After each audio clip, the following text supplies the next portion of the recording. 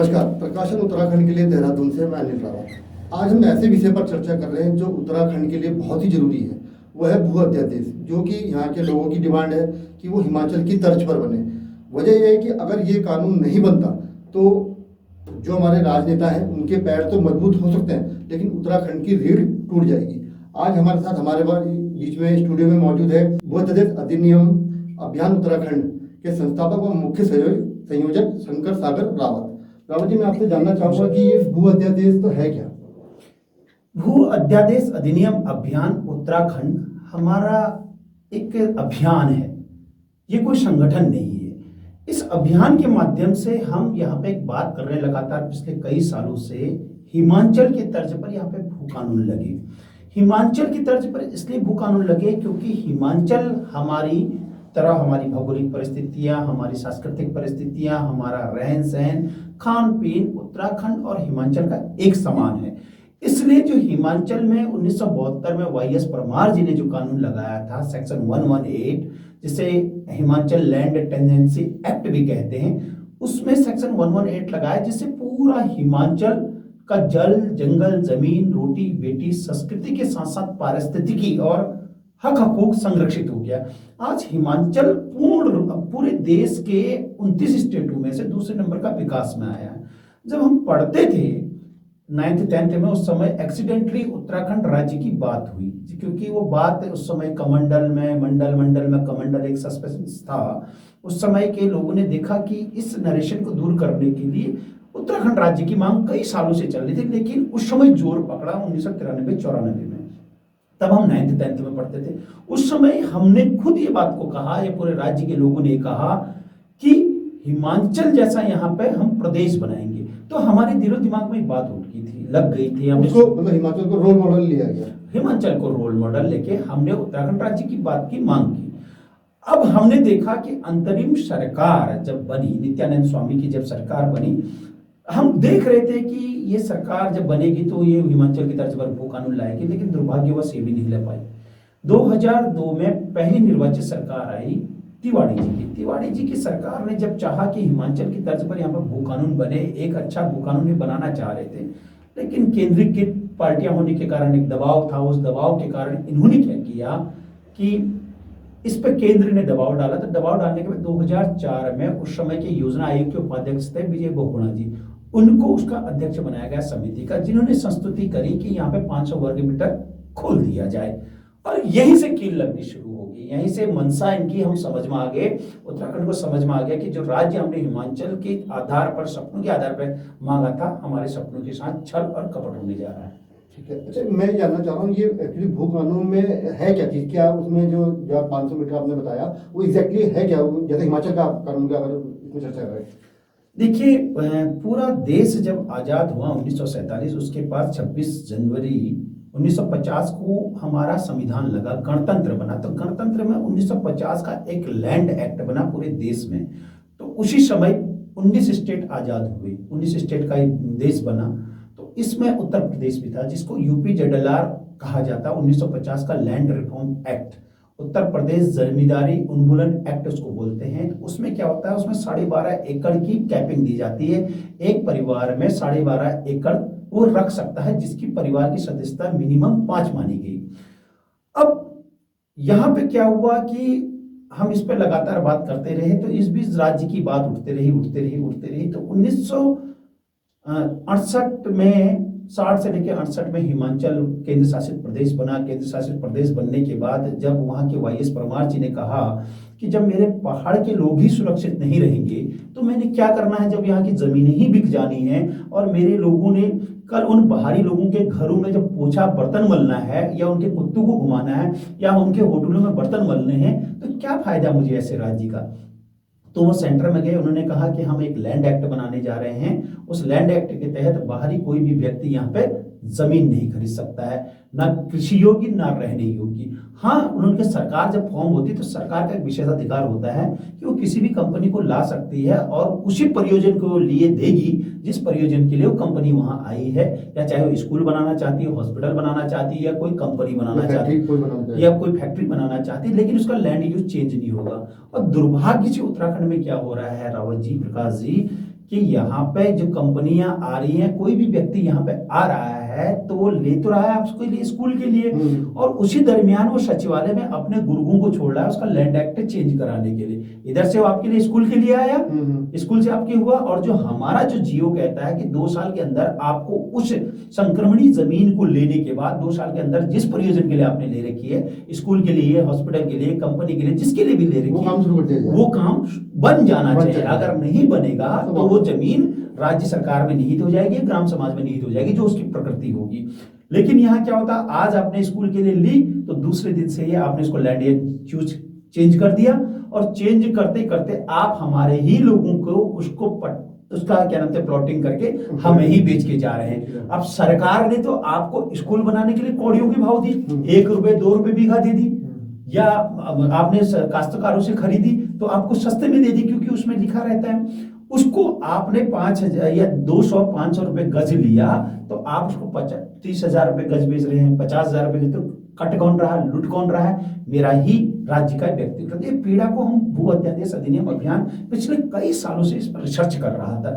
जब हमने चारों तरफ से इनको पकड़ने के बाद हमने जब देखा कि यहाँ पे पूरा देहरादून, पूरा राजपुर रोड, पूरा उत्तराखंड, और बाहर से 3 शब्द में बार बार यूज करता हूँ। एक होता आतताई शक्तियां, आतताई शक्तियां मतलब जो रक्त रंजित करते हैं, मैं खुल के नहीं बोल सकता हूँ कि कोई मेरे खिलाफ कोर्ट जा सकता है। एक होता आयातित शक्तियां, जैसे कि वोट बैंक के लिए लेके आते हैं कांग्रेस, बीजेपी और सारे जितने भी पार्टियां, राजनीतिक दल वो लेके आते हैं अपने वोट बैंक को बढ़ाने। एक होता भूमाफिया, जो यहाँ पे अपना खाली झोला लेके आता है और सरकार से लेके, सचिवालय से लेके डीएम अधिकारियों तक वो सबको पैसा देता है, कौड़ियों के भाव जमीन खरीदता है और बोरे के हिसाब से भर के वापस लेके जाता है। और दुर्भाग्य है कि मेरे ही राज्य की छोट भैया जो प्रॉपर्टी डीलर है, वो 2-4 रुपए के लिए बिक जाते हैं और वो हमारे लोगों का गला काटते हैं। तो इसलिए ये जो मांग, ये पीड़ा बार बार थी, हम इसको बार बार उठा रहे थे।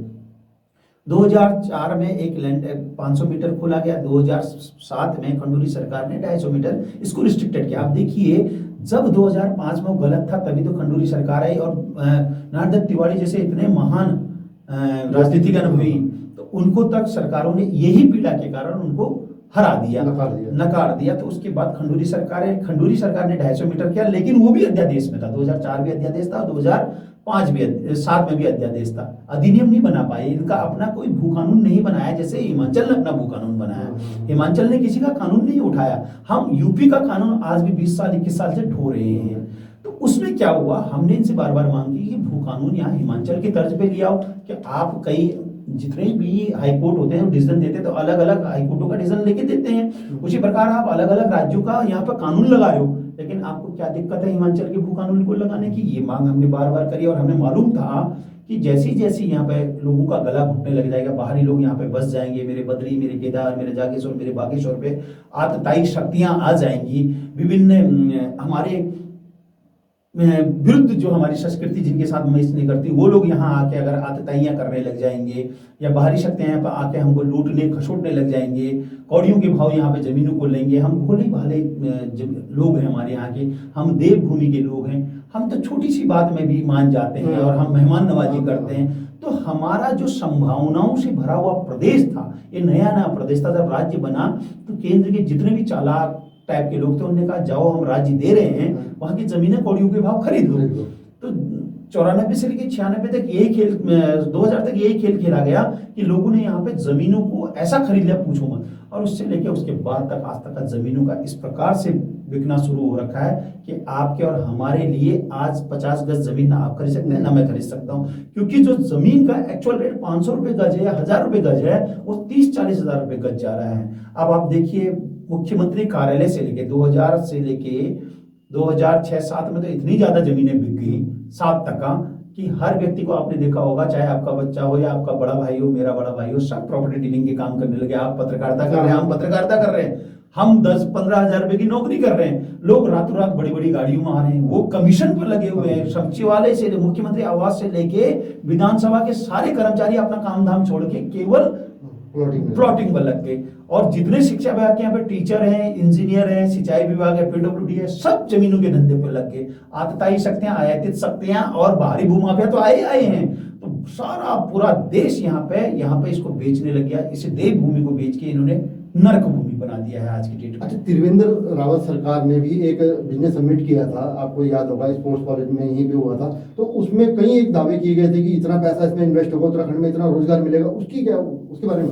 मैं उसके बारे में बता रहा हूँ, मैं यही बता रहा था 2007 से 2012 में आया, 2012 से लेके फिर 2017 तक ये बहुगुणा की सरकार आई, जिन्होंने पहला कील ठोका था, कुछ हरीश रावत जी की सरकार आई।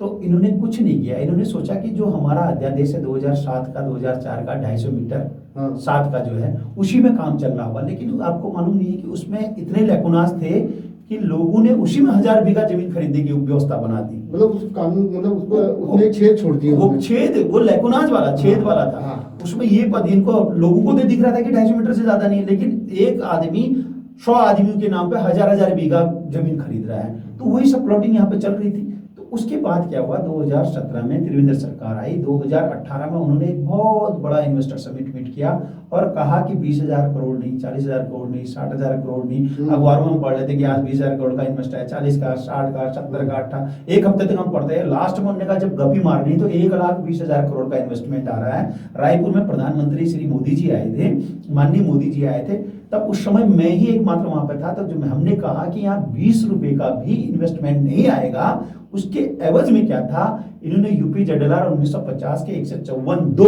और कंपनी एक्ट 143 के तहत 12.5 एकड़ की कैपिंग को खोल दिया। यानी कि त्रिवेंद्र सरकार ने तस्तरी में रखकर, आप पंजाब से हो, चंडीगढ़ से हो, मेरठ से हो, मुजफ्फरनगर से, कोलकाता से हो, आप रातों रात एक फर्जी कंपनी बनाइए और यहाँ पे आके कहिए कि हम आपको ये हॉस्पिटलाइज कर रहे हैं, ये कर रहे हैं, ये चीजें खोल रहे हैं।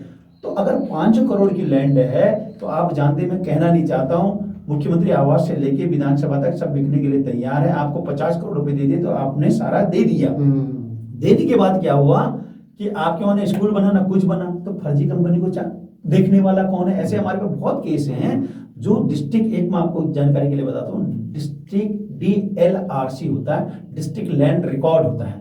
तो वहां पे आपको सारा चीज पता चल जाएगा कि कौन सी कंपनी किस बहाने से आई थी और उन जमीनों की प्रकृति क्या है। वहां स्कूल खुला कि वो जमीनें प्लॉटिंग में बिक गई। तो इस प्रकार से इन्होंने तस्तरी में रख के पूरे उत्तराखंड को बेचने के लिए रख दिया। अब नियम की तरह शिथिल कर दिए। एक तो कंपनी यूपी ZLR 1950 का 154(2) और उसके बाद 143 कंपनी एक्ट को खोल दिया। आप आइए, 15 दिन आप डीएम के पास जाइए, डीएम अपने विवेकानुसार हो या ना हो, लेकिन 15 दिन में आपको परमिशन मिल जाएगी। ये भी जांच नहीं होगी कि आपकी कंपनी फर्जी है, रेपुटेड है, A क्लास है, B क्लास है, C क्लास है। अब यहाँ मतलब आप अल्मोड़ा खरीद लो, पूरा जिला खरीद लो, पूरा टिहरी खरीद लो, पूरा पौड़ी खरीद लो, आप कहाँ के रहने वाले हो? अच्छा, मैं एक चीज बोलना चाह रहा हूँ, हमने जब हम अखबारों में ही थे, हम देखते थे कि भाई सैदल रोड पे एक IT पार्क बन रहा है जिसमें कंपनियां आएंगी और ऑफिस खोलेंगे और लोगों को रोजगार मिलेगा। लेकिन मेरे ख्याल से आज की डेट में वो फ्लैट बन गए हैं और वो फ्लैट बिक रहे हैं। हाँ, तो वही मैं कह रहा हूँ ना, मैं आपसे मैं केवल ये मैं एक एग्जांपल के तौर पे उद्योग की बात नहीं कर रहा हूँ। आप बारीकी से, हम तो बारीकी से लगे हुए पिछले कई सालों से, 12, 13, 14, 15, 16, 17, 18, 19 21 से लगे हुए।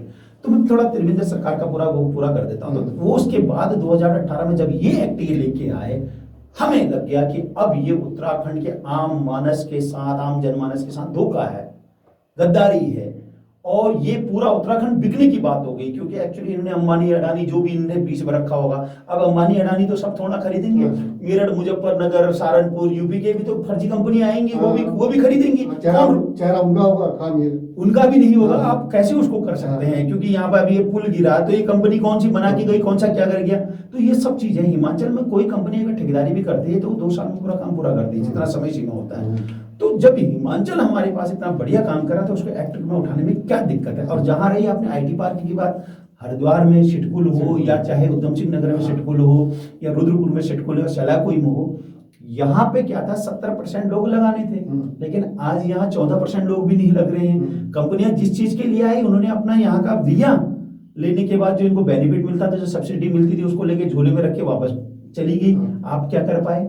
उन कंपनी को दूसरे को बेच गई, दूसरा तीसरे को बेच गया, तीसरा चौथे को बेच गया। अब उनमें कुछ नहीं है तो उनमें हाउस बन रहे हैं, रिसोर्ट बन रहे हैं, बड़े बड़े फ्लैट बन रहे हैं। तो कुल मिला के जो प्रकृति हमको दी गई, तो राज्य सरकार का राजस्व विभाग कहाँ है, राजस्व आयुक्त कहाँ है, यहाँ का डीएम कहाँ है, 13 जिलों के डीएम कहाँ है? हम प्रश्न ये खड़ा करना चाहते, अगर यहाँ पे हिमाचल की तर्ज पर कोई कानून होता तो एक इंच भी जमीन नहीं नहीं बिकती, और जिस प्रकृति के लिए दी गई है अगर वो मालिक उसको छोड़ के जा रहा है या कुछ कर, वो वापस निहित हो जाता है, या हमारे युवाओं को निहित हो जाते, राज्य सरकार में मिल जाती, फिर राज्य सरकार हम उसको आवंटित करते। इसलिए मैं आपके चैनल के माध्यम से उत्तराखंड की जनता को खबरदार कर देना चाहता हूं कि हमने एक अब नई चीज शुरू कर दी है कि प्रत्येक ग्राम प्रधान में हम ग्राम प्रधानों से निवेदन कर रहे हैं कि आप जो ग्राम प्रधान है आज ही आप अपने ग्राम सभा की बैठक में वो कीजिए। अभी कर भी दिया हमने, श्यामपुर और ये ऋषिकेश की तरफ मीना राणा है प्रधान है, उन्होंने कर भी दिया कि जो जमीन जितनी है वो हमारे पहाड़ियों को ही बेचेगा, बाहर के किसी व्यक्ति को नहीं बेचेगा। अब यही हम आपसी सहमति, अगर वो कोई बाहरी व्यक्ति को बेचेगा तो उस पर दंडात्मक कार्रवाई होगी, अपनी जमीन को बेचेगा। अब बाहर अगर सरकार नहीं लगाती है तब तक हमारे पास ये विकल्प है, और दूसरा हमारे पास ये विकल्प है कि हमने अपने पूरे डीएम 13 डिस्ट्रिक्टों के डीएम और तहसीलदारों से बोला है कि तब तक आप अपने राजस्व के वन के इनको आप उसमें एक बोर्ड लगाइए, उसमें लिखिए निर्देश जिलाधिकारी, अगर कोई भी व्यक्ति वन भूमि पर राजस्व भूमि पर कब्जा करता है तो उसको 10 साल की सजा होगी। अब ये बोर्ड भी नहीं टांग रहे, क्यों नहीं टांग रहे?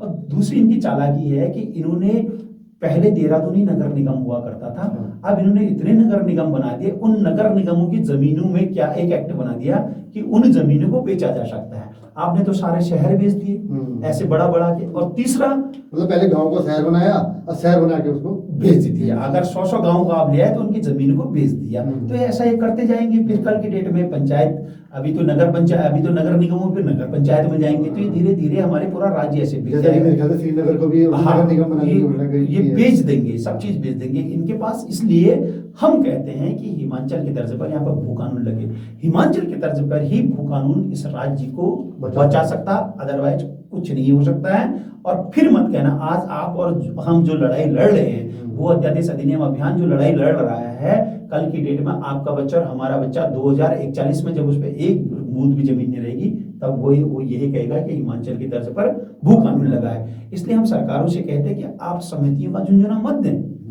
आप सीधे सीधे आप पे जम्बूजट विधायक हैं, जम्बूजट कैबिनेट है, जिस पर पूर्ण बहुमत की सरकार है, बम्पर बहुमत की सरकार है। जिस प्रकार से अपने अध्यादेशों से सरकारें चलाई, अध्यादेश त्रिवेंद्र सरकार लेके आए और अधिनियम तुरंत में विधानसभा में अधिनियम पास किया और यहाँ की जमीनों को तस्तरी में रखकर नीलाम कर दिया पूरे उत्तराखंड को। ठीक उसी प्रकार से माननीय पुष्कर सिंह धामी जी, हम आपको ज्ञापन भी देके आए हैं और 2500 किलोमीटर की यात्रा करके हमने अपने जितने भी देवभूमि के वो थे, मठ मंदिर थे, हमारे लोक देवी देवता थे या जितने हमारे धाम थे, वहां पर हमने भू अध्यादेश अधिनियम अभियान ने भू कानून हिमाचल के तर्ज पर जल्द लागू होकर के हमने अर्जी अर्पित भी की है, प्रेषित भी की है, ताकि हमारे लोक देवी देवता देवभूमि जागे और इस सरकार को सद्बुद्धि सदमति दे।